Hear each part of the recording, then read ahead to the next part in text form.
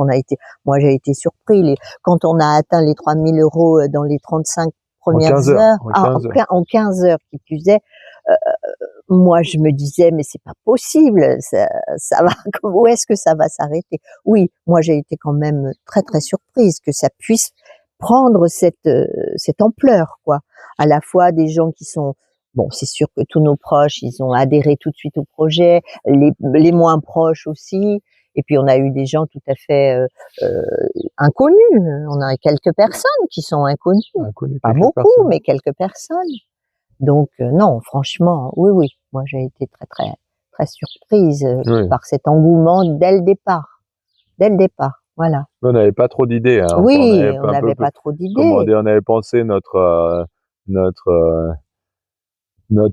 cagnotte ou collecte d'une manière que si on arrivait à faire au moins 3 000 € avant le Spetsies, ça serait pas mal parce que finalement, surtout le premier palier minimum, c'était pour nous aider à préparer le Spetsies, communiquer sur le projet,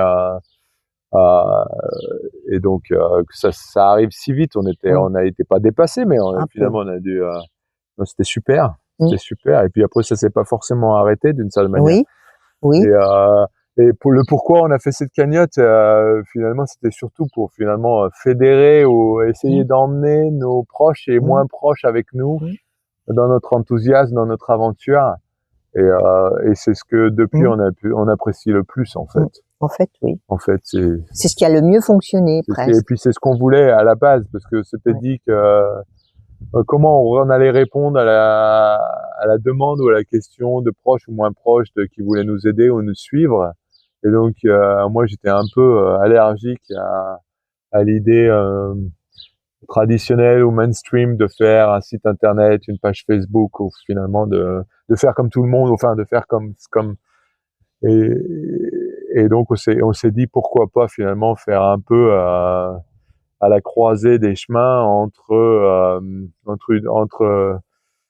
réutiliser l'enthousiasme aussi finalement pour aider plus enfin pas seulement nous mais aussi plus les associations aider les voilà. Donc on a fait comme ça et on est vraiment content du résultat. Voilà, c'est vrai, tout à fait, je suis d'accord. Le palier minimum, il a déjà permis de faire que notre communication soit en place, ou en tout cas ça nous a pas enlevé une épine du pied d'une certaine manière, mais ça nous a permis de travailler avec Clémentine de Plume et Muse, de pouvoir aussi déléguer une partie de le minimum à faire pour pouvoir expliquer notre projet et ainsi de suite, de pouvoir être un peu mieux préparé pour réaliser le premier de mes rêves qui était d'être un exposant au salon du Spetsies, le plus grand salon des vélos spéciaux, avec une magnifique affiche. Donc ça c'était un peu comment dire le début, le départ, et puis finalement depuis c'est que du bonus, on pourrait dire. Donc là je fais entre guillemets travailler parce qu'il a envie aussi, un de mes garçons qui a avec imprimante 3D, de la soudure et tout ça, qui nous prépare un panneau de bord un peu comme la machine dans les films Retour vers le futur où ils mettaient les dates pour voyager dans le temps. Donc on espère l'avoir le jour du départ, c'est pas encore gagné. Et puis dernièrement, finalement, avec la cagnotte, on a pu aussi avancer une somme conséquente pour pouvoir acheter des panneaux sur mesure qui auront la couleur de la carrosserie.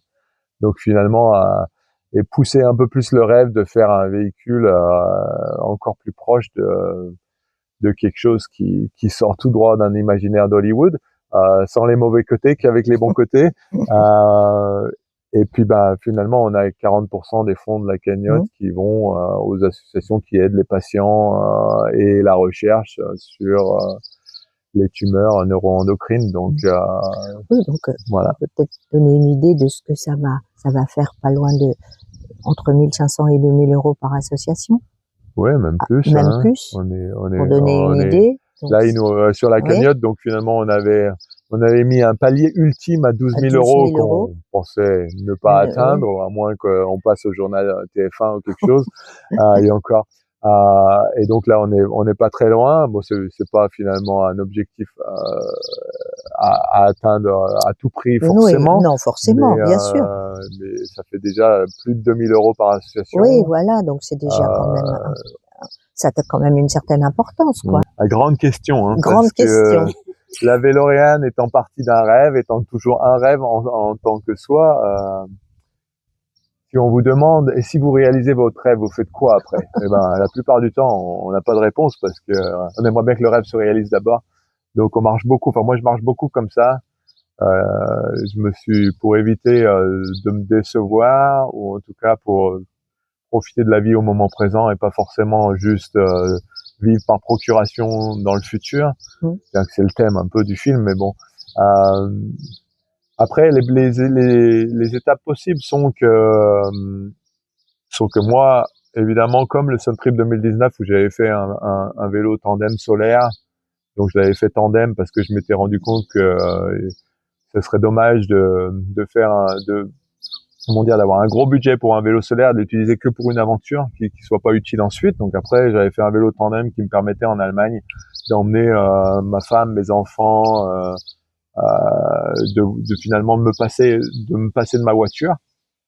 Et donc là, pareil, la Véloréane, elle est pensée dans un horizon de pas forcément cette année, mais peut-être l'année prochaine, pouvoir la ramener en Finlande, reprendre une plaque 45 km/h prototype sur place en Finlande, arriver à mieux comprendre le budget nécessaire, les bonnes interfaces, les bons organismes de test, organismes légaux pour pouvoir l'homologuer dans la bonne catégorie en Finlande, et puis l'utiliser comme pouvoir faire la Scandinavie, monter en Laponie dans le nord quand le soleil ne se couche plus, pouvoir faire du voyage lent et à la fois en étant n'ayant pas besoin de s'arrêter à un camping ou avec une prise, ou finalement de pouvoir continuer le partage de ce type de voyage, de cette expérience du voyage,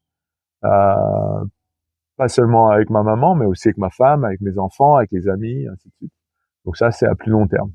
Après, c'est sûr que si le groupe Stellantis nous contacte et veut commercialiser une Véloréane, on est prêt à discuter.